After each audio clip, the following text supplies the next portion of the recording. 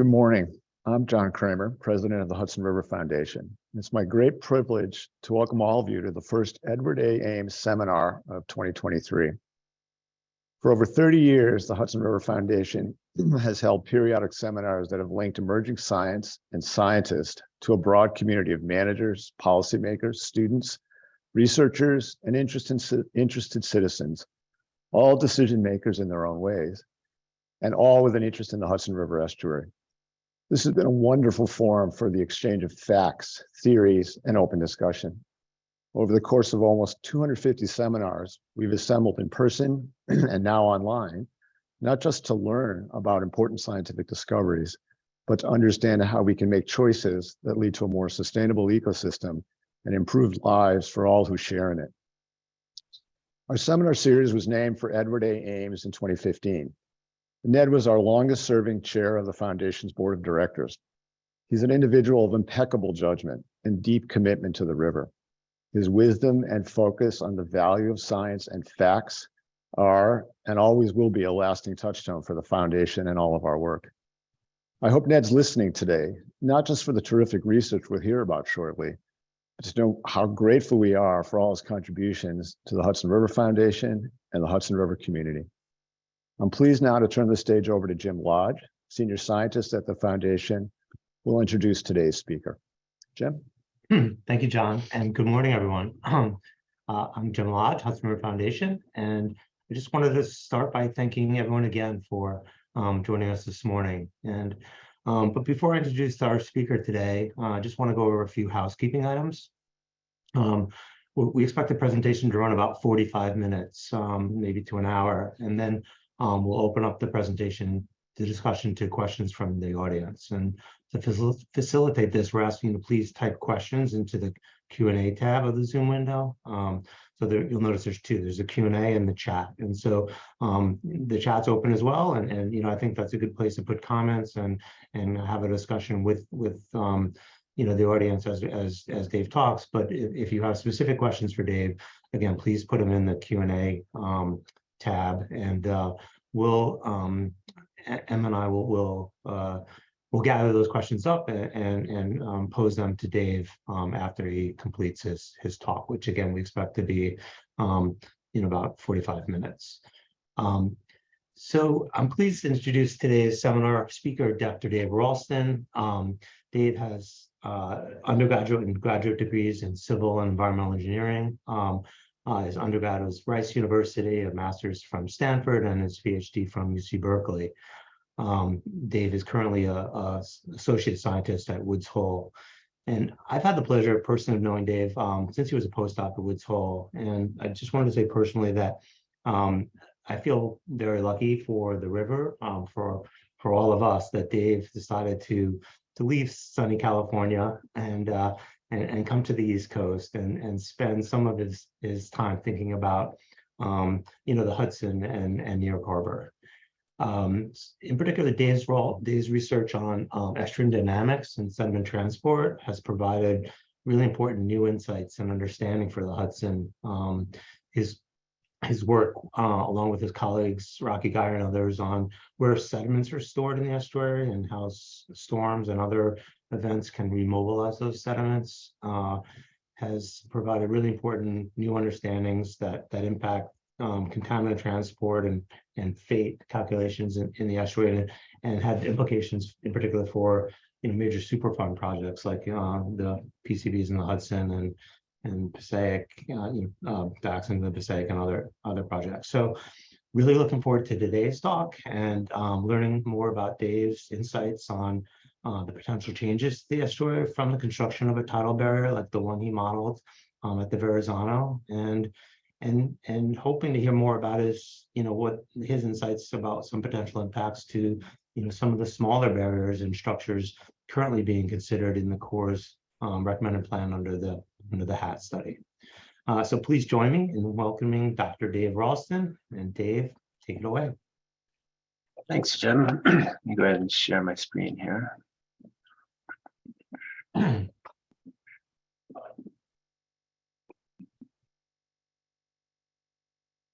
Okay, you seeing that okay? I'll assume that's yes. Thanks very much for this invitation. It's really great to talk to everyone. I'm looking forward to the discussion.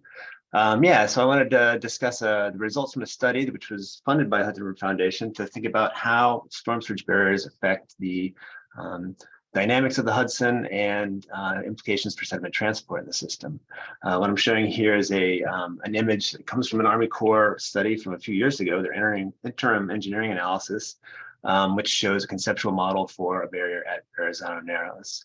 And I just want to get up front that I'm not an expert in storm surge barriers. I've studied estuaries quite a lot. I think a lot about estuarine physics. I think they're really important, and particularly how they affect a lot of processes that are affected by estuarine physics, such as stratification and transport sediment and so forth. And I'm interested in thinking about how, putting barriers in as part of our storm surge protection system might affect the dynamics of systems like the Hudson, which is shown. Hopefully you can see my cursor here. So the Hudson is going up to the right here. This is the Verrazano Narrows. We have the Atlantic Ocean to the south, Hudson going up to the upper right part of the image here. And so how it's sort of putting these structures at the mouth of an estuary, which is as where you want to put them for storm surge protection, might affect the dynamics in the system itself, both sort of locally within sort of the region near the barrier, but then also more distant. And again, that sort of depends a lot on how we think about how these estuaries work from a physical point of view, and that varies a lot from system to system. And so this is really very much a process study to think about, from a physical processes point of view. When you have these changes in, for example, narrowing the system, increasing the tidal velocities, what does that do to the way in which the system works, whether it's the Hudson or something like Newark Bay up here to the upper left, or other systems. And so thinking about sort of what motivated this, of course, with this audience, I hardly need this slide to motivate the importance of thinking about storm surge protection in New York City. Of course, the most prominent and proximate example of that is the flooding with Hurricane Sandy a few years ago, which caused numerous deaths, billions of dollars of damage. And again, it's really put a fine point on the importance of having improved storm surge protection and adapting to sort of both the increasing rates of increasing intensity of storms, but then also sea level rise. And so this was, again, sort of motivated. So the study started a couple of years ago. And one of the key sort of points of influence, or sort of thinking about how we even conceptualize the problem, was this interim engineering analysis for the harbor and tributaries study. And so they studied multiple, I'm sure as many of you know, they studied multiple potential barrier scenarios just to think about sort of costs and impacts and so forth, and sort of what the cost benefits were. And so they range from these, the example here, which I'm showing, which shows this relatively large barrier stretching across Sandy Hook to Bracy Point, plus some barrier up at the East River at Throgs Neck. There's barriers which are sort of further into the estuary at the mouths of the Hudson at this Verrazano Narrows, and then also the East River and the Arthur Kill, and then even numerous smaller barriers for protecting some of these smaller embayments and bays. And again, this is sort of my initial interest in this was started a few years ago, before any sort of preferred alternatives had been selected by the Corps. But I think the aim here is to think about more broadly, can we sort of come at it from a basic physics perspective to try to understand how putting barriers at the mouths of estuary might affect the conditions in that system, regardless of where it is. And that's important because New York's not, well, it turns out the Hudson River is not the only estuary in the world. I know there's that New Yorker cover, which suggests the otherwise, but there are many other estuaries, and there are many other systems in which we're having in which barriers are being considered as part of storm surge protection plans. And so again, I think part of this motivation is that there's not a ton of information out there. There just have not been that many barriers constructed around the world on estuaries. And the conditions under which they are sort of constructed are very different than what we're talking about for this system here. And that's in part because there, again, sort of different estuaries have different dominant physical processes.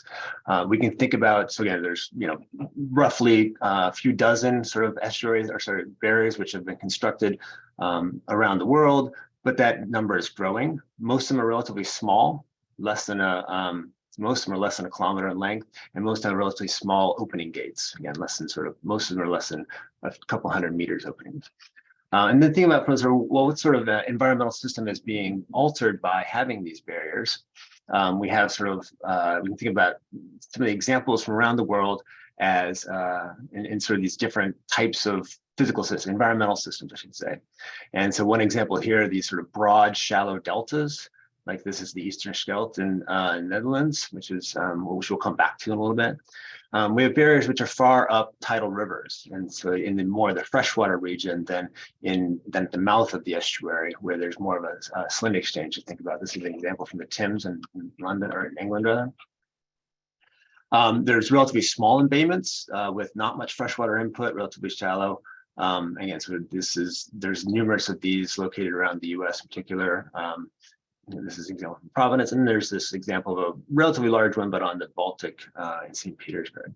And one common factor is there's just not been a lot of analysis of how conditions are altered by having these barriers. Surveying the conditions before and after, and sort of particularly thinking about how those conditions change over time. Sort of in a bit of a sort of a dearth of information on the topic. The one system which has received the most study is this Eastern Scheldt. And again, the Dutch have had decades and decades of experience of thinking about coastal engineering and protecting human habitat regions from storm surge and other hazards of the sea. And so again, this example is from southern part of the Netherlands, and it's a relatively large barrier with these tidal barrages. They do not have a major navigational opening like we're showing in that first slide, but instead they have these tide gates. And so this is, they did a really nice job of surveying conditions before and after they put in the barrier. And this is just showing a time series from over the course of a year. Or the course of 2 different years. Before 1982 are the dark dots, and 1986 is after are the open circles. And what we see is this is measuring stratification. So this is the top to bottom difference in salinity, or how stratified the system is. And what we see is that after the barrier went in, the stratification increased. Well, why was that? And that was because the tidal amplitude in the basin decreased. This was also, again, sort of taking observations before and after, and they saw a decrease from 3.7 meters to 3.3 meters, ballpark 10%, a little more than that. And that is because there's an increased drag as tidal flow goes through the barriers. So a couple of things to point out when we think about how this applies to the Hudson. This is obviously quite large tides compared to what we see in the Hudson. So it's very strongly forced with large tidal energy, large tidal velocities.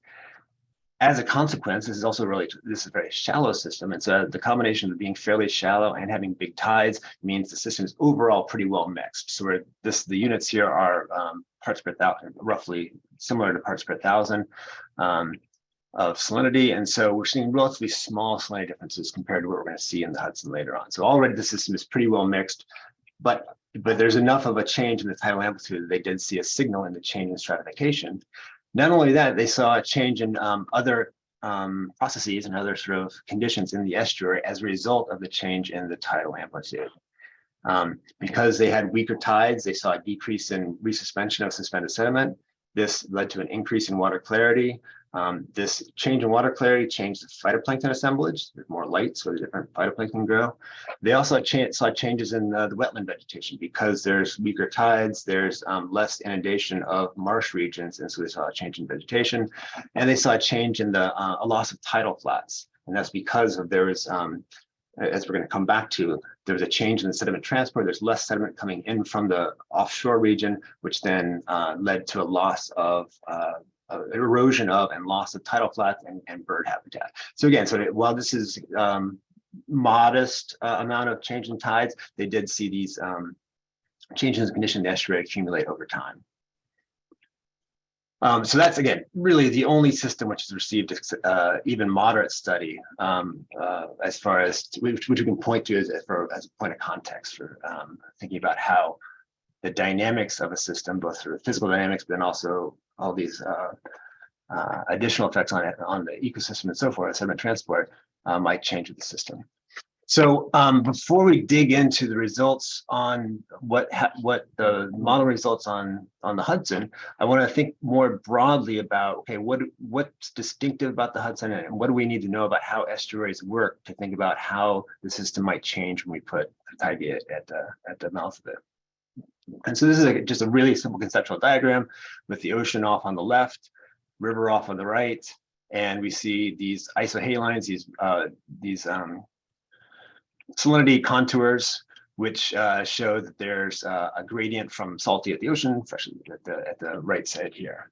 And the key concept, which I want to hopefully is familiar to many of you already, and apologize for being too reductive, but it is important, and we're going to come back to it in the sense that as a result of this density gradient, salty water is heavier than fresh water. The salty water wants to slide upstream and move landward at the bed.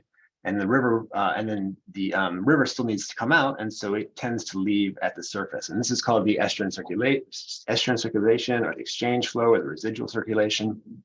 And so this is a really important concept as far as how salt moves into the estuary. This affects the stratification, and yeah, so this is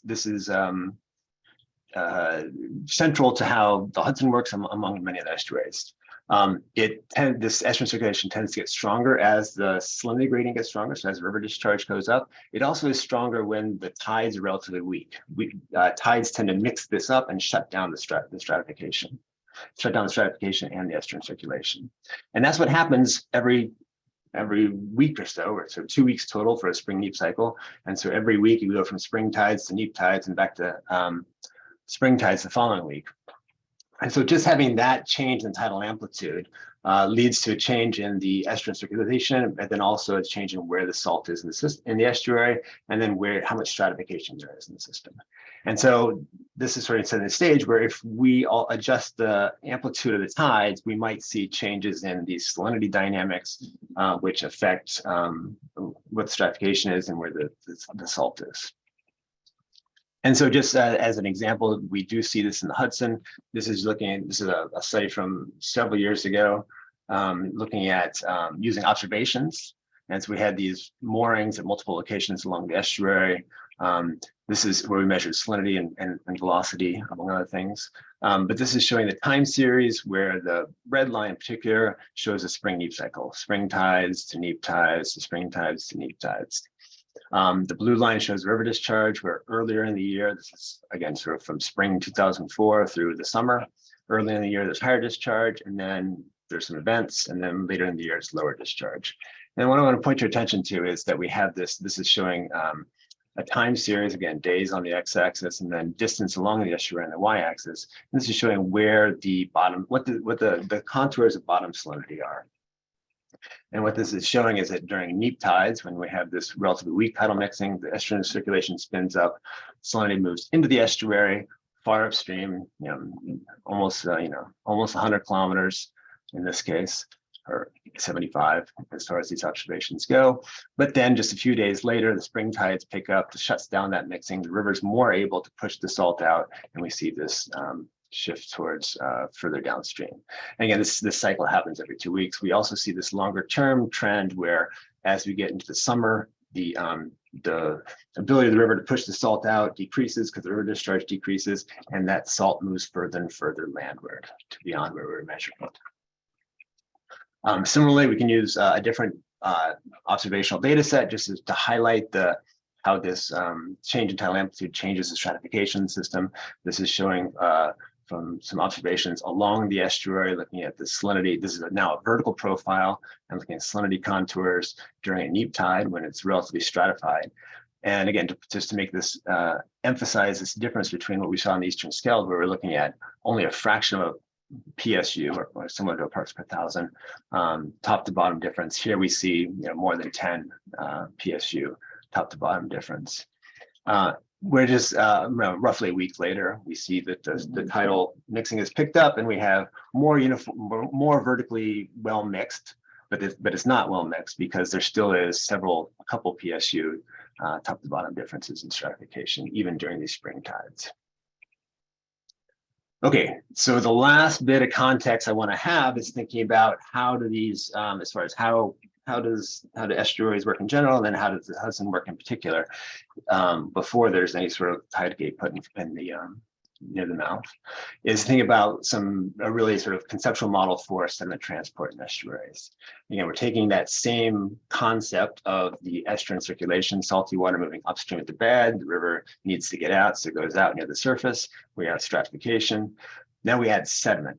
Most of the sediment's coming in from the river. There's a lot of sediment concentration, suspended sediment coming in with river discharge.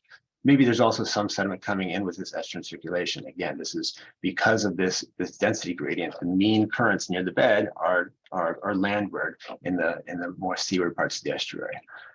We can just see that there's a convergence. So sediment is relatively heavy, and so it tends to settle, tends to go down to the bed. And so it experiences more of the near bottom velocities than it does the near surface velocities. And as a result, we get this convergence where we have this region somewhere in the middle of the estuary where sediment gets trapped. It gets getting pushed upstream when further downstream, and it's getting pushed downstream further upstream. And so we have this convergence region. Sediment accumulates, high sediment concentrations, and sediment deposits. Fine sediment deposits. And this is called the estuarine turbidity maximum. And so we'll come back to this again. And so because this depends on this estuarine circulation, then where this trapping occurs is going to depend on where the salinity intrusion is. And then in addition, just from, as we saw previously, as you have stronger tides themselves, that can affect how much sediment gets resuspended. That might be trapped in the estuary. Okay, so, and then, oh yes, and so then just an example, again, this is sort of emphasizing that observations from the Hudson, again, different year, but showing that there is this salinity gradient, and there's relatively high sediment concentrations, which are in the color. And this is in this region around, roughly 20 kilometers north of the Battery, which corresponds with the location of the George Washington Bridge, which is where, well, without getting into too much detail, that's where the primary estuarine turbidity maximum is of the Hudson. But again, very relatively high sediment concentrations, and again, linked to this trapping by the estuarine circulation. Okay, so coming back to thinking about a conceptual model and thinking about sort of what we're going to use this, one of these cases examined in the HAT study from 2019 to think about how putting a barrier at the mouth of the estuary would impact these estuarine dynamics. And again, this is highlighting the Verrazano Narrows Bridge gate rather. Again, this is just taking from the conceptual, the interim engineering analysis study. This is showing that what the gates would look like in cross section. And this is to emphasize because this is a working port. So we have a combination of these relatively narrow tide gates, auxiliary lift gates, which just let water through. And then we have these much larger openings for navigation, which use a different type of closure for the barrier. This is showing there's a main navigable passage, which over 400 meters. This would at the time would be the widest in the world, and there's a secondary passage here. So one really important thing is that the total cross. So two things. One is that we are focused here on what happens when the gates are open. So we're thinking about all the non-storm conditions when tides keep going back and forth through the open gates. We're not thinking about how the system responds to events that might close the gates. And then sort of, well, how much, one key factor is how much of the cross section is open. So there's some amount of infrastructure which is required to be blocked off to house the gates. And so that means that this sort of fixed infrastructure flow cannot go through it. The openings flow does go through. And so the fraction that's open in this design is almost 60%, which is quite a lot compared to many systems. So we take this as a starting point, and then we want to think about how we model this. And so we're fortunate to be able to build on a fairly long history of doing observations and modeling the Hudson. for lots of reasons, and in part due to the continued interest of supporting science by the Hudson River Foundation. The Hudson is sort of in many ways a model estuary for learning about estuarine dynamics, which then get transferred to estuaries around the world, which is great. But as a consequence, we had an existing model of how the dynamics of the system worked already, but without tide gates, and that had been extensively tested and compared against observations and so forth. The large scale model grid goes from out in New York Bight all the way up to the head of tides, which is up at Albany, Troy. And so it's another 100 kilometers over 100 kilometers to the north of what I'm showing here. The key thing we added for this study was to add a nested grid. So this is a higher resolution grid, which sits inside this larger scale grid, focused on the Verrazano Narrows region in order to have a better chance of representing the flow through these relatively narrow gate structures. This is showing what the grid looks like in the base case without a tidal gate structures. And this is again showing every fifth grid cell. And then we use the schematic, the conceptual model from the HATS study, interim HATS engineering study, to come up with a barrier case where we block off part of the flow. And the total area which is blocked off is almost the same as what is in the conceptual model in that study. And again, we had some tide gates, some lift gate-ish kind of structures over here on the west side, and that main navigational gate, and then some smaller gated areas over on the east side.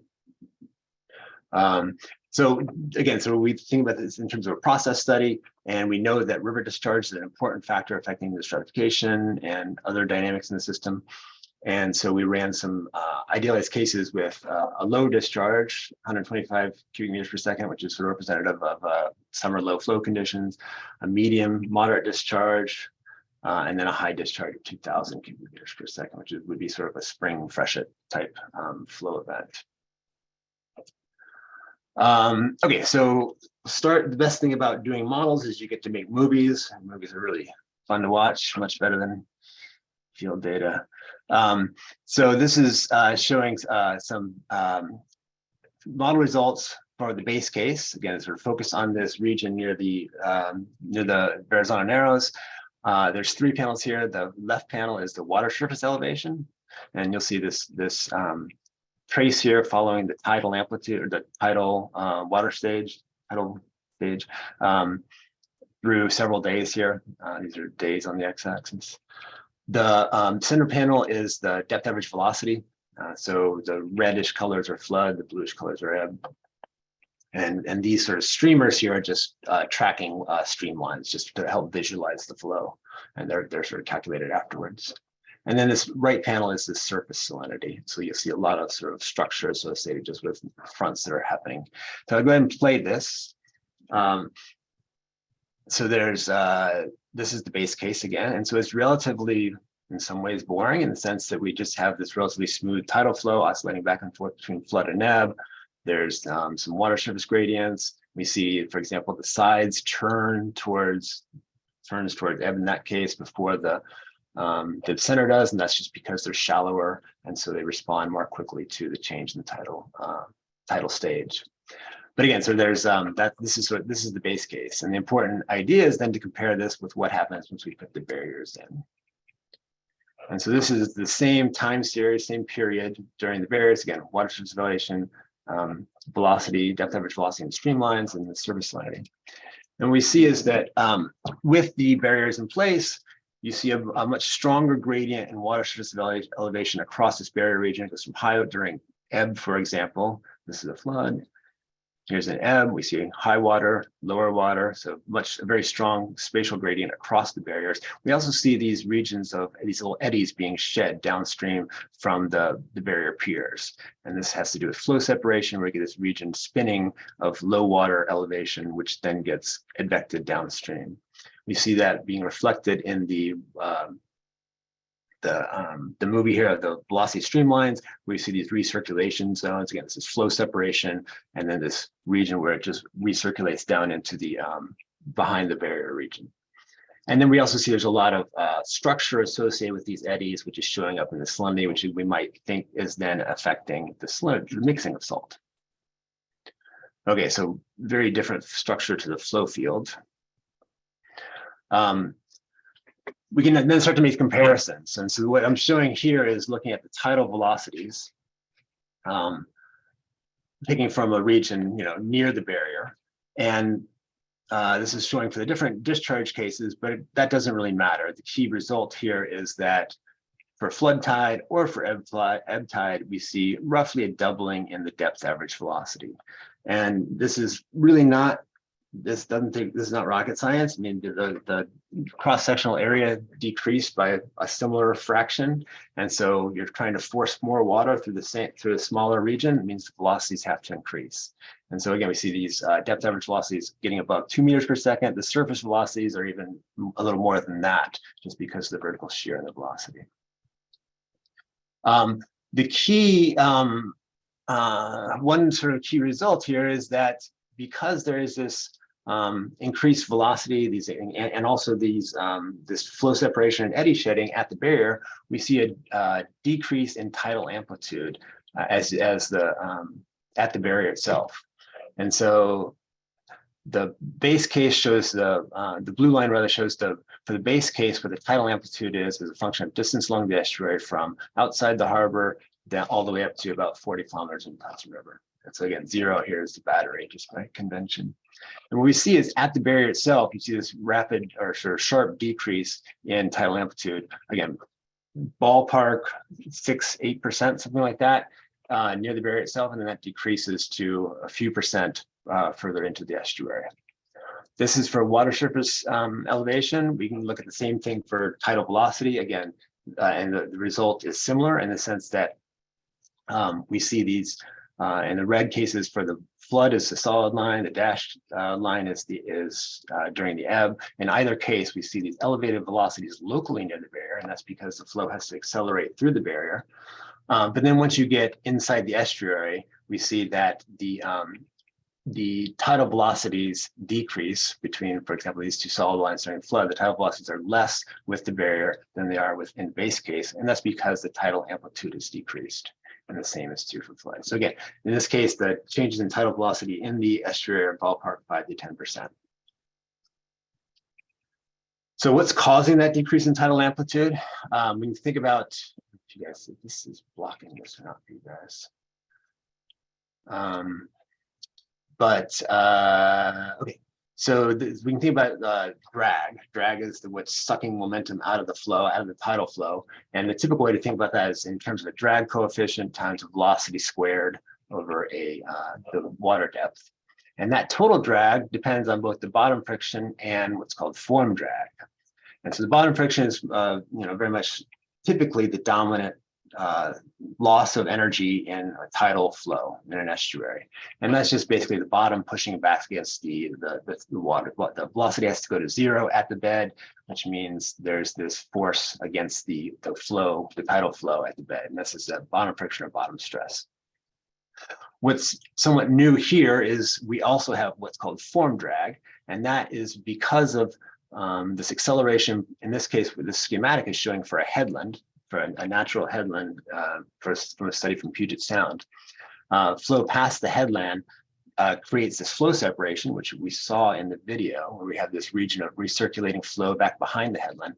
That means there's higher water on one side than on the other side of the headland. That means the net force of the water on the headland. Because the headland is not moving, we know that means the headland must be pushing back on the water in the opposite direction. And so this is called a form drag or pressure drag. And it happens in natural systems, but it also is happening in this barrier case. And we can do some calculations, and without getting too down into the weeds of the numbers, and we can do momentum budgets and so forth, the important result here is that the total drag, the drag coefficient, the CD, which is using to scale the velocity, increases by about a factor of 5 with the barriers in this region near the barriers. And that it's mostly form drag, And what's important is we can do some scaling analysis and apply some theory, which people develop for these flow pass headlands. And the value we get for the drag coefficient for the barriers is really consistent with that same conceptual model. So there's the opportunity there to use or understand the basic processes and then predict how big the impact of another barrier might be without running a full, fully detailed analysis. This is a good sort of conceptual model to then characterize how the barrier might be influencing the loss of momentum and the loss of tidal amplitude. Okay, so that's good as far as from a process point of view and thinking more broadly than just this one barrier, this one study, this one system, I should say. I want to briefly talk about salinity and mixing. This is showing that same set of model runs where we have velocity, salinity, and then this is measuring how much mixing is happening, how much the tidal currents are taking what was stratified water and mixing it up vertically. And as is intuitively, hopefully intuitively makes sense, the regions where we have these really high velocities and really strong gradients and salinity being created by these flow separation zones are also regions where we have a lot of mixing energy. And so this region very close to the barrier, we expect the total mixing to greatly increase. And that is the case. This is showing it against a long channel time series, or sorry, long channel profile from the harbor up into the river. We take a laterally integrated measure of the total mixing that's happening. And near the barrier, the red case, with the barrier, the total mixing increases over the base case. And that's, again, the velocities increase, you create all these fine scale gradients, and then turbulence can mix up the water column, make it less stratified. If we go further up the estuary, however, we know that the tidal amplitudes have decreased. The tidal amplitude is the main way in which we do mixing. And so with weaker tides, we have less mixing further up the estuary, and therefore we expect perhaps more stratification. And that would be consistent with what was observed at in the eastern skeleton as well. And that is the case. This is showing what the difference in stratification for, this is for the low discharge case. This is showing as a function of day of the year and distance along the estuary. Greens are regions where it's more stratified, and blue is where it's less stratified with the barrier. And so this region down near the barrier, again, sort of in the harbor south of the battery, we have this increased mixing and reduced stratification. However, as you go up the estuary, the stratification increases. In this case, the increase in the stratification are of the order of a part per 1,000 PSU. This is the case regardless of discharge. As we go to higher and higher discharge, where the salinity is, the black lines show what the salinity, bottom salinity contours are. The salinity gets pushed further and further towards the ocean. However, this region of stratification is, depends on where that salt-fresh interface occurs. So I mentioned that the way in which salt moves into the estuary really depends on this estuarine circulation and how that varies with the tidal amplitude. And so with weaker tides, we expect the estuarine circulation to increase, which means we expect the import of salt to increase, which means we expect the salinity intrusion to be further upstream. And that is what happens. And in particular, we can focus on this low discharge case where we have the blue line is the baseline case, again, for constant discharge, and we see some variation in the tides, just the spring neap cycle.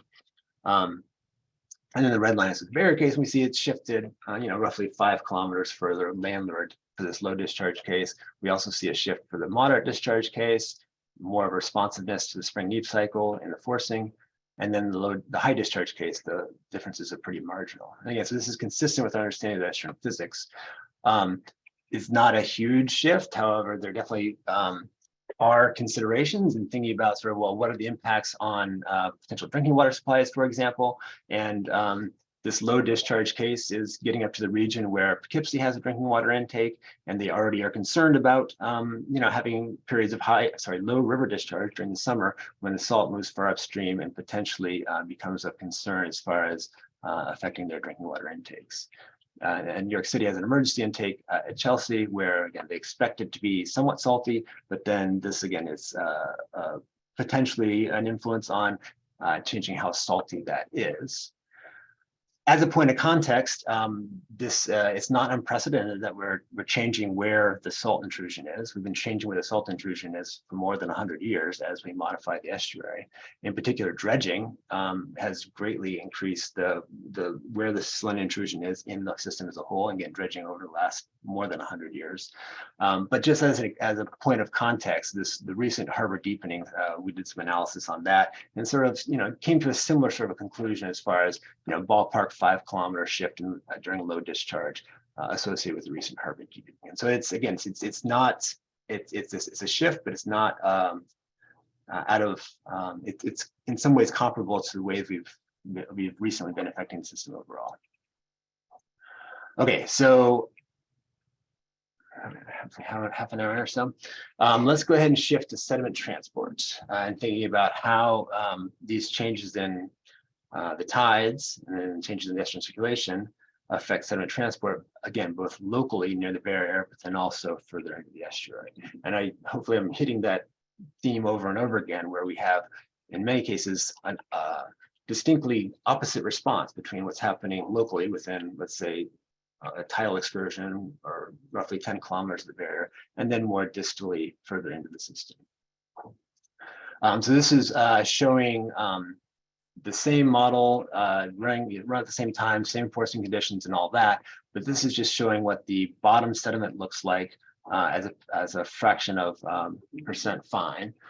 This sediment, the setup for the sediment model is the same as what we've used in previous studies, both for analysis of conditions in the estuary itself, but then also for study of conditions in the tidal river and how storms propagate through the system and so forth. And so we have a decent amount of observational basis for sort of the way the model's set up. And important aspects of that are that you have multiple size classes. We have 5 size classes ranging from medium sand to fine silt. We keep track of the bed sediment separately from the new river inputs. And so there's most of the sediment which is in suspension has been resuspended from the bed. However, it's interesting to think about how the new inputs of sediment from the river then move through the system too. The initial bed composition is really important, and a lot of that's coming from observations of the whole estuary. And then I should note that we give it a 2-month spin-up time just to let some of the initial adjustment to happen. And you can see that here, where, for example, in the base case, this is showing the percent fine, so it's muddier where it's darker, and it's sandier where it's lighter, pinker. And so it's muddier on the sides. But then after that initial 2-month spin-up period, we've already had some erosion in this in the barrier region, where you've had higher velocities, more bottom stresses, more resuspension of fine sediment, and yes, there's this initial difference here where it's sandier already in this region. And then so these runs extend for an additional 2 months or so, approximately. So just to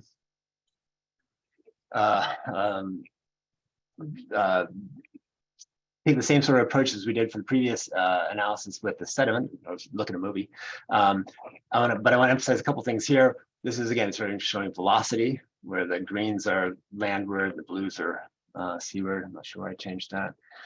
This is showing the near bottom sand concentrations and near bottom fine sediment concentration. And the important point here is that the sediment concentration depends both on the velocity, both on sort of what the bottom stress is to remobilize sediment, but it also depends on the availability of sediment. And so in general, we'll see more fine sediment off on the sides, and that's because that's where the fine sediment is. And it's sandier in the center of the channel because that's where the sand is. And so this is showing just sort of that tidal oscillation. And the other sort of, again, important point is that we have the amount of sediment in suspension, and basically how bright either of these colors is, depends on that tidal velocity, which is the main source of sediment, is resuspension of bed material. Okay, so some of the key differences between the case with the baseline case and the case with the barrier is that, as we pointed out, is that the velocities through the barrier openings are roughly a factor of 2 greater than in the base case, and that means these bottom stresses. This is showing the magnitude of the bottom stress, magnitude of the maximum bottom stress. Basically, how intense the flow gets is roughly a factor of 2 greater through the barrier openings than in the base case. And so that is a greater potential for sediment resuspension if there's sediment available. So these are the maximum stresses, but another important idea is the mean stresses. And so this is actually an interesting result that came out where, which again, this is not unheard of, since it's seen similar results in or effects in the Eastern Shelf. So this is showing the mean stress. And so with the blue colors represent a landward mean flow, and the red colors represent a seaward mean flow. So we think about the base case, this blue in the mean shows that overall salty water is coming into the bed, so the mean velocities are landward. And that's, again, consistent with understanding of estuarine physics. So this is how sediment gets trapped in the estuary, and why we have high sediment concentrations in the estuary. Once we introduce the barrier, we have this introduces asymmetry, where we have these jet-like flows during the flood, which are landward of the barrier. We have these jet-like flows, which are seaward of the barrier during ebb. And so that creates this asymmetry in the stress, which makes for stress, mean average flow, landward of the barrier, and seaward of the barrier. And so this has the potential to create this divergence in transport, where it's moving sediment away from the barrier, as a result of this asymmetry in the flow through the barrier itself. Looking at sort of after you run the model for a couple months and sort of look at what's the cumulative impact on the sediment conditions on the bed. This is showing a couple different slides, or a couple different images here. On the left, we show the net change in bed elevation. So the oranges are depositional, and the greenish are erosion.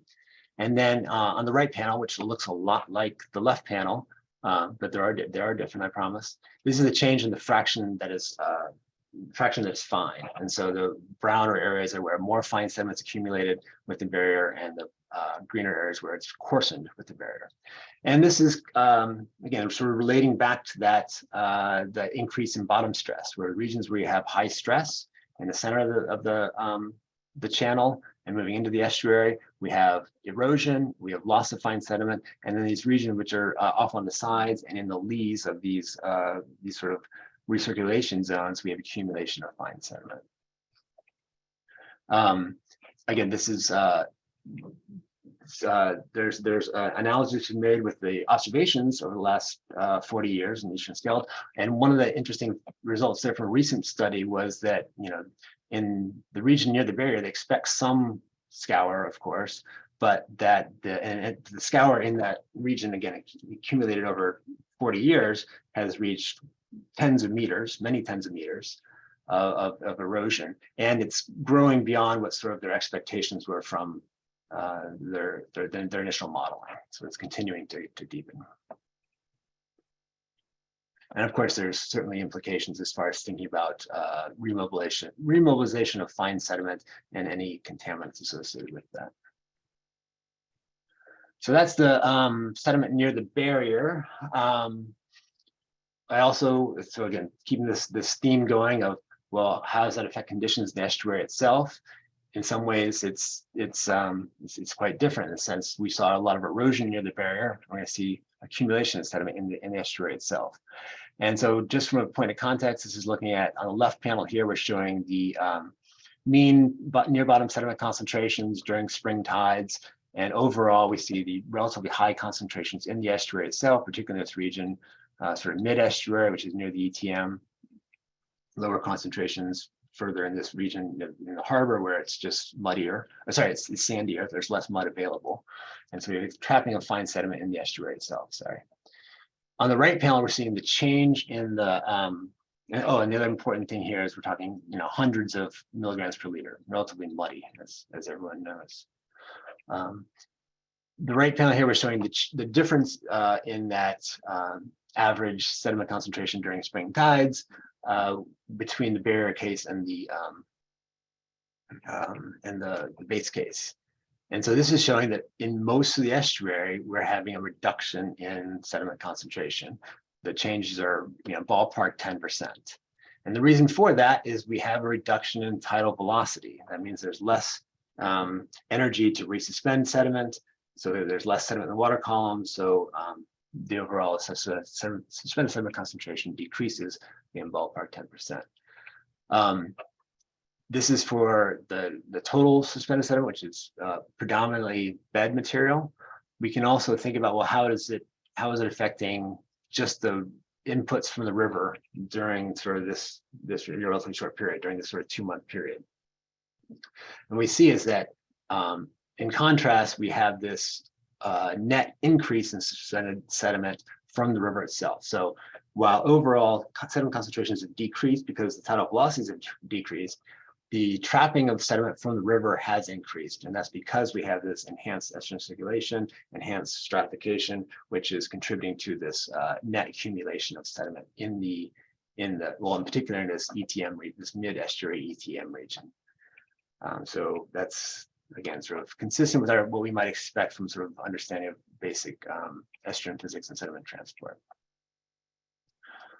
So this is looking at the sediment in the water column. We can do a budget for the balance of sediment input to the estuary during the simulation period. Again, a couple of months simulation period. And what I've done here is I've oh shit, I lost my markers here. I've binned the region and bid the estuary into distinct regions. There's a tidal river, which is again sort of roughly north of Poughkeepsie. There's the sometimes saline Hudson, which is down the Battery. We have Upper Bay, Lower Bay, and New York Bight. And just thinking about for the river inputs, where does the river go? What's the difference between where the river inputs go with and without the barrier? These 3 panels show the 3 different discharge cases. Or sorry, 3 bars show 3 different discharge cases: low discharge, medium discharge, and high discharge. There, as you can see, there's a lot of similarities, so that's not so important. What's important is that because we have this increased estuarine circulation, increased retention of river inputs, there's more sediment being stored in the river with the barrier than without. Correspondingly, there's less export, well, there's less river sediment in the bay, Upper Bay, because of the strong tidal velocities, and there's less export of sediment from the river into the Lower Bay and the New York Bight region, because of this divergence of sediment transport at the barrier itself associated with these strong jets, which we showed in the mean stress plot. Hopefully that makes sense. Okay, so finally, I think about a couple sort of thought exercises. Well, how might this sort of the combination of the changes in tidal amplitude and suspended sediment concentration might affect marsh sustainability? Obviously, that's a big concern regionally and globally, thinking about as we have sea level rise, what do marshes have sufficient sediment supply to continue to accumulate sediment and keep up with sea level rise? And so one sort of important from a physics point of view consequence of having this form drag, which as we saw increases with velocity squared, what that means is that during spring tides, when the velocities are bigger, the losses in tidal energy are also bigger. And so this is showing, previously I've been showing the mean tidal range. This is showing the tidal water levels during spring tides in red for the barrier case and blue for the non-barrier case. Again, this is short. This is where the barrier is. You see this sharp decrease at the barrier. The change during neap tides is much more modest, and that's just because the tidal velocities are much weaker, so there's less of an effect of this form drag and flow separation and so forth. But one consequence is that, or sort of one thing to keep in mind is that marshes tend to sit around that spring tide water level. They only get inundated. They don't get inundated every tide. They only get inundated during spring high tides. And so that means if you have a ballpark 3 to 6% decrease in mean tidal amplitude, you can end up with a 25% decrease in marsh inundation just because you're knocking down that spring tide water level more than during neaps.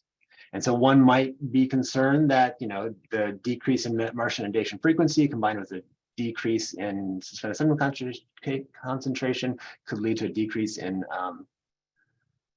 delivery of sediment to the marsh. And I think that is certainly conceptually very true and certainly relevant in many systems. I'm not as convinced it's relevant in the Hudson, just because the Hudson does have such a very large sediment supply.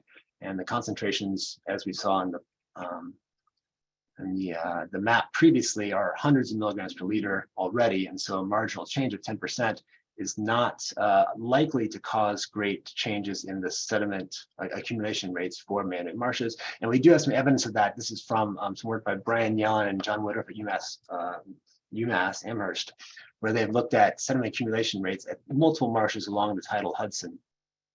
And what they see is that the rates of accumulation, particularly in these man-made marshes, so these are marshes which are behind railroad embankments or behind levees or behind dredge spoils, they see really high rates of sediment accumulation. And what that means is relative to sea level rise. So the deposition rates are on the Y, and the sea level rise is marked in the regional rate of sea level rise is marked in black. We see these marshes are accumulating lots and lots of sediment. That's because there's ample sediment supply. There's a natural marsh at Iona, which has been around much longer, and so it's already at sort of in equilibrium. And so that sort of suggests that the marshes along the Hudson are not necessarily likely to be at near that tipping point.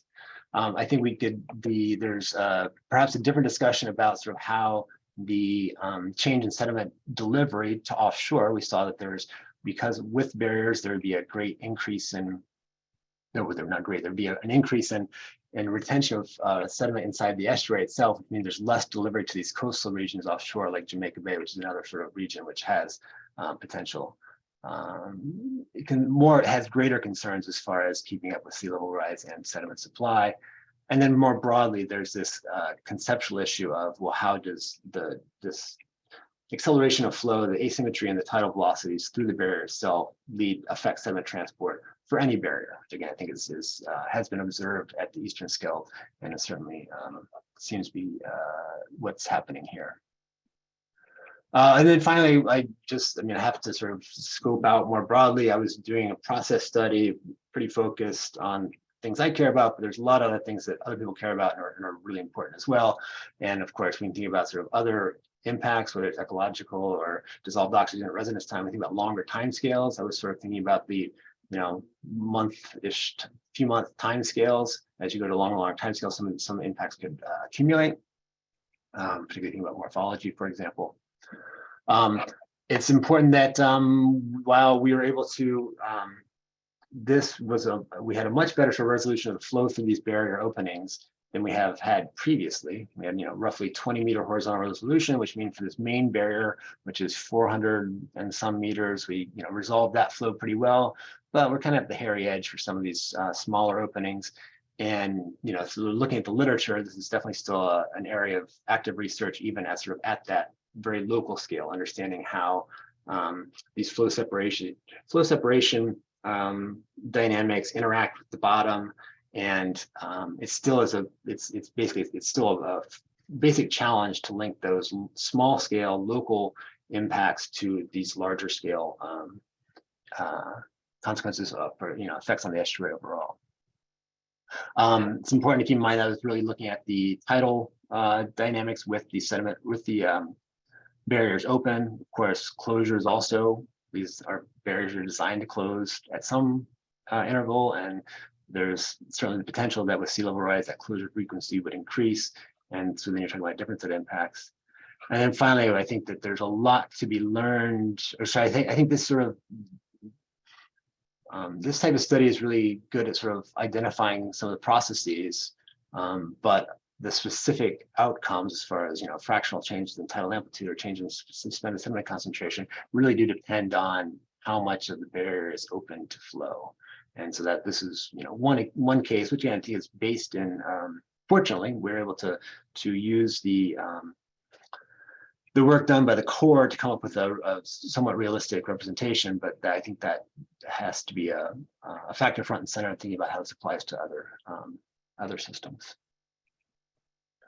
Okay, so just to summarize, I hope that at the very base level, got you thinking about the impacts of barriers as being both local and then at the estuary scale, and in many ways they're opposite. Locally, we have this increase in tidal velocities and an increase in drag by roughly factor 5. Fortunately, it seems that we can conceptualize this in terms of a bluff body drag, which is similar to how we think about how flow past headlands affects tidal flows. Because the increased velocities there's increased mixing, there's decreases in stratification near the barrier.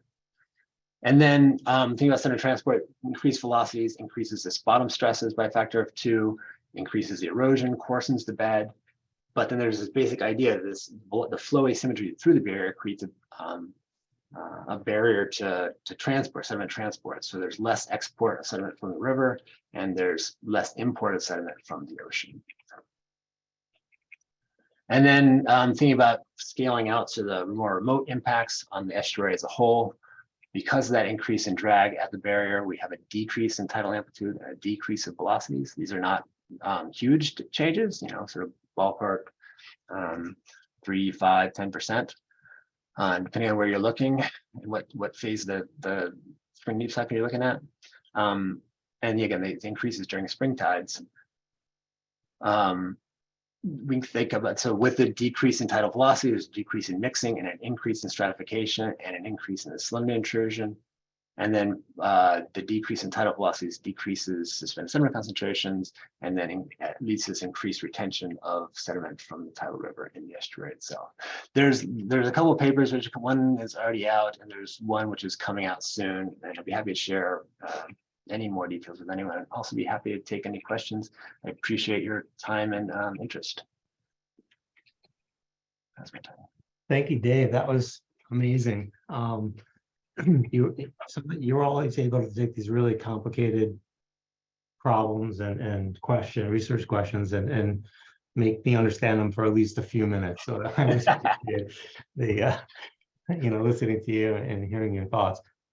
We have a bunch of questions that come in. I'm going to do my best to sort of help organize them and have you address as many as we can. We have about 20 minutes if that works for you. Yeah, sure. Should I stop sharing or? And unless you want to like switch back to our slide or something, but so maybe we'll start with there was a couple questions from Judy Weiss, Marsha Johnson, and Joe DiLorenzo around sort of barrier engineering and design. And so I guess the question is what can be done, sort of summarizing these 3 questions is, are there engineering design considerations that could be thought about that could minimize some of the impacts that you're seeing? So for instance, if you elongated or curved the barrier, would that reduce potential impacts? Is there a way, Judy's question was to construct a barrier that was on land, unless it's being closed? Like, are there other design options that should be considered? Yeah, I think that's pretty. Yeah, yes, absolutely, there are. And I will emphasize again, I'm not the engineer who should be answering this question. There are probably other people on the call who know this a lot better than I do. But 100%, I think that there's, and I meant to highlight this here, you could, the way in which the piers are designed, that can be streamlined, that can affect this, the extent to which there is flow separation and loss of drag. But I think more generally, this sort of point at the end where the fraction of flow which is blocked by the barrier is the most important factor. And so that's one of the challenges for, thinking about comparing, for example, this barrier at Verrazano versus, like, for example, a barrier at Kilvan Col, which is, honestly, that's more like the barriers that exist now. I mean, I think about the Maesland barrier and at the mouth of the Rhine, which is sort of just at a shipping channel. And so you can have relatively a smaller fraction of the natural flow blocked by the barrier infrastructure itself, and then just close it off when you need to. And so I think that's a real challenge of having this this barrier at the mouth of the river, where the main flow, the tidal flow and the river flow, the main exchange location, it's just a lot of cross-sectional area to cover, and therefore that's very expensive to have. Having barriers big enough to close that off. Again, it's actually not feasible. So I think that's really, and I'm certainly happy to have, if anyone else wants to chime in as far as who knows more about barrier design than I do. Yeah, logistically, I'm not sure how we would get that, but appreciate that answer. So switching to like thinking about contaminants and sediments, there was a couple questions came in wondering, in all your results, and you certainly mentioned that, near the barriers there was some, resuspension of fines, and there could be implications for contaminants.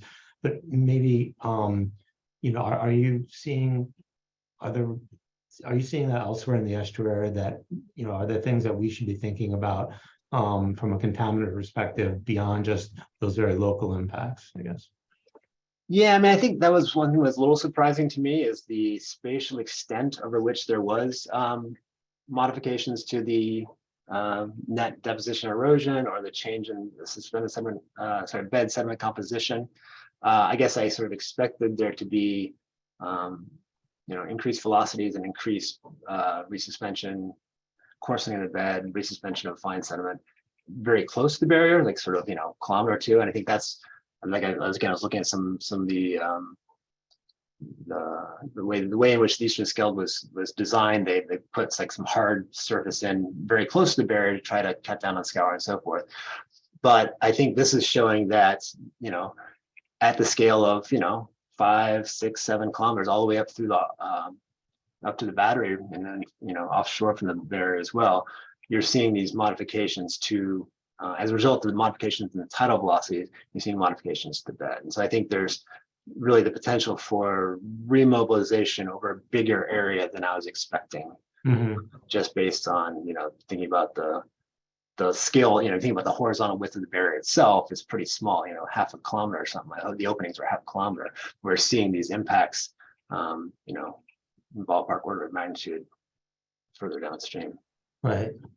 And then sort of thinking further upstream in the estuary, I think that you'd get the opposite case, where once you're sort of outside of that region of influence, where the flow is being accelerated through the barrier itself, once you're outside that region of influence, more than a tidal excursion away, then the main effect you're seeing is the decrease in tidal velocity. So there's a decrease in resuspension, which means there's accumulation of sediment.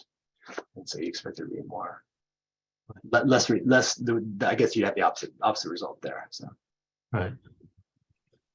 Okay, next, there's a couple questions related to how you thought about projections of sea level rise in your models, if that was especially thinking about the results related to sediment accumulation in marshes.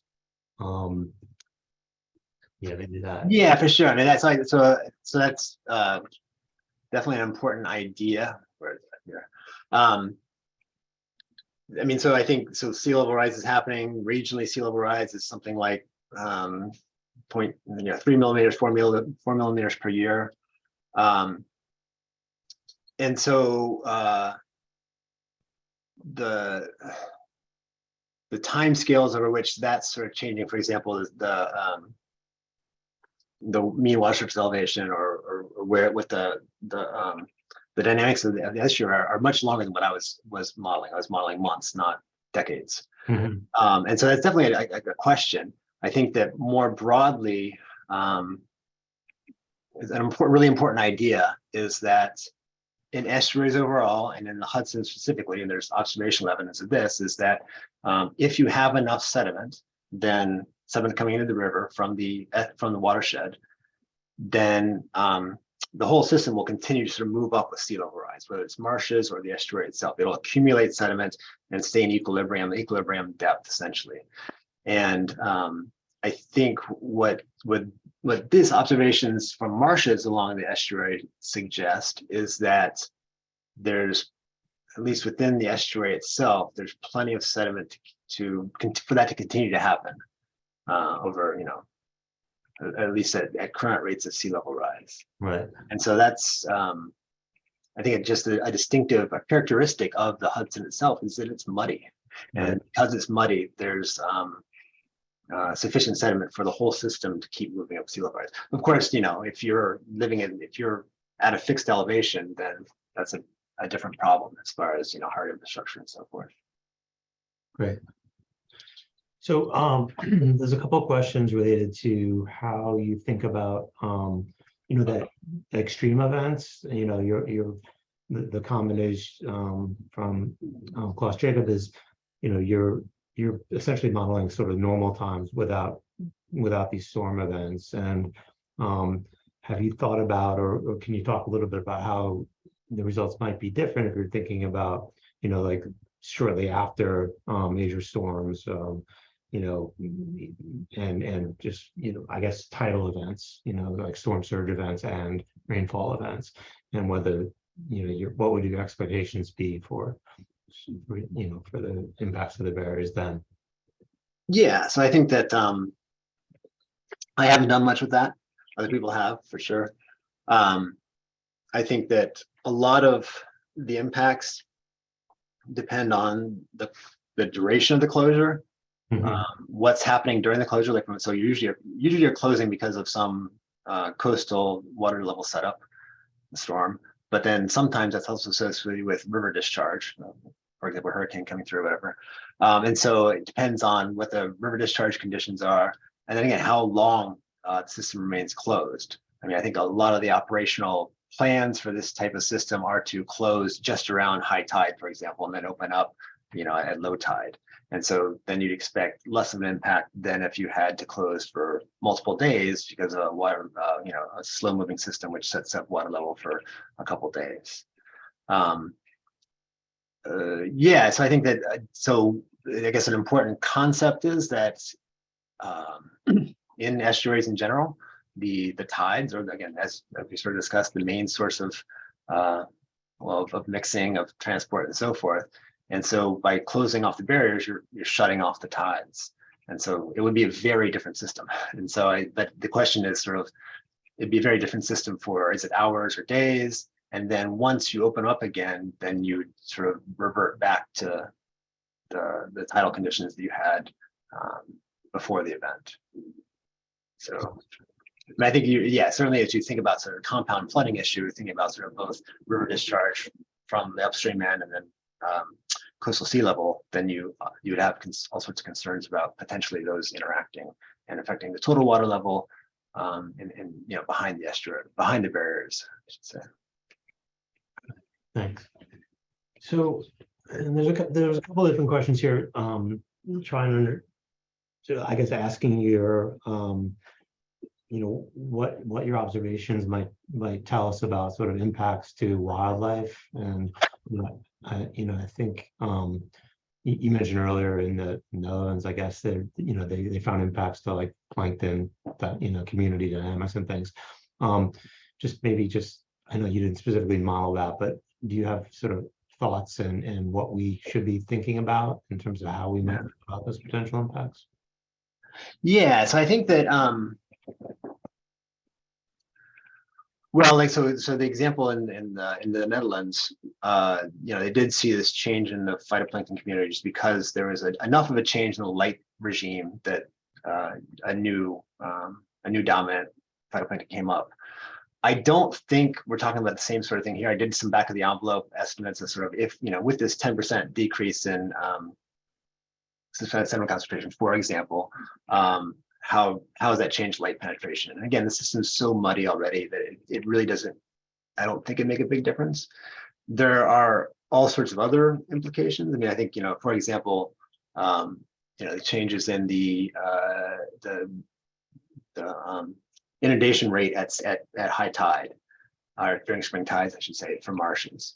That would change the vegetation distribution in the marsh itself, because certain vegetation are sort of tuned to be at a particular elevation in the tidal frame. And so if you reduce that tidal frame, they get inundated less often, you see a transition there, that's for sure.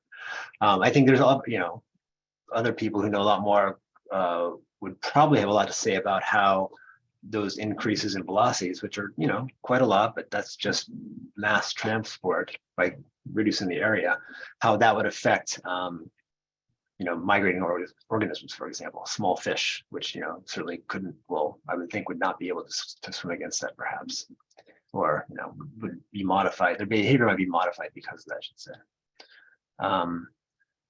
What else? Oh yeah, I think that, I think one sort of thought exercise I had was, think about dissolved oxygen and how, increases in stratification, whether that would be enough to change the dissolved oxygen. I think there's probably other factors which are, contributing just as much. Certainly all the nutrient inputs and so forth are probably as important as the changes in, the sort of ballpark 5 to 10% change in tidal mixing associated with the barriers. All right, I'm just gonna keep firing until 12, I guess. I'll answer more slowly then. There's a couple questions related to, and you kind of addressed this earlier, I think, but maybe it's slightly different, is, thinking about the current core, plan is not a single barrier, right? Which is what you modeled. And how would what would your expectations be, related to, more numerous but smaller structures in the estuary? And as we contemplate what those potential impacts would be, what should we be thinking about? Yeah, that's a really good question. And so I have not been deeply involved in following what the Corps has been doing, but I did, I saw their proposed approach. And I think you're absolutely right. I think there's, we can use information from this study and others to think about how each of those systems might respond differently to having a barrier. And I think that's really the important message is that it depends on the specific dynamics of the system, how they're going to respond to this constriction and the restriction and flow associated with the barrier. And like, for example, thinking about Newark Bay and, barriers at Kilvan Collar and Arthur Kill. I mean, in some ways, Newark Bay has a lot of similar dynamics to the Hudson. It's, it's also relatively deep, has some freshwater input. It's not exactly the same in the sense that a lot of the sediment in Newark Bay is coming from the Hudson itself. And so there are some differences there, but I think there's some analogies there as far as how, if you were to change the, depending the extent to which, the barriers would restrict the flow into, the Kills and Newark Bay, you can, use this, what we learned from this type of analysis to say, well, this is what's going to happen to the estuarine circulation, this is what happened to the stratification, sediment accumulation, and so forth. I think you could contrast that with something like Jamaica Bay, where if you had a barrier there, I think there's some parallels there as far as, you're going to have to restrict flow somewhat. You'll have this real potential for divergence in sediment transport. But one sort of important attribute of Jamaica Bay is most of its sediments coming from outside the estuary, and so, I think that's, again, a different set of concerns, but potentially, you would have, because of this, asymmetry in transport, you might have reduced input of sediment to the estuary itself. And so, whereas, it does not have a big river input, and so it's very different in that sense. That's great, thanks. Maybe we'll just do two more. There was a question, you have the slide up now focused on the, the Hudson River marshes. And did you look at all, like, sort of the Western HRE, thinking about like a Hackensack Meadowlands, for instance, and would you expect, they also to be able to keep up with I guess, their sedimentation would be able to keep up with sea level rise, even, with these types of barriers in place? Yeah, that's a super interesting question. I actually had not thought about that at all, but that's a really interesting question. Just because my intuition is that there's, obviously the Hackensack and Passaic have some river input or sort of sediment input, but I think there's a lot of sediment coming into that whole system from the Hudson itself. And so if you had, again, depends where the barriers are, but like, let's say if you had barriers at Kilvan Call, then you according to this, you'd have less import of sediment from the Hudson into the Newark Bay, Passaic, Hackensack system. And then on, you again, conceptually anyway, if you had a significant blockage of flow there, you could reduce the tidal amplitude in that system, and then therefore reduce the inundation frequency of those marshes. So I think, it's really conceptually could apply, but I didn't look at it specifically. And I think that's a case too, where I'm a firm believer in you build a model to answer a problem. And so the model that I was using, wouldn't be great for looking at sort of those, more detailed scale dynamics, but certainly I think one could look at that. Right. So Dave, let me just thank you again. And to our audience, thanks for joining us. I hope we were able to address most, if not all, your questions. And again, really informative, Dave, and always interesting to me. So thank you so much, and really appreciate it. And everyone have a great rest of your day. Thanks. Thank you. Thanks a lot.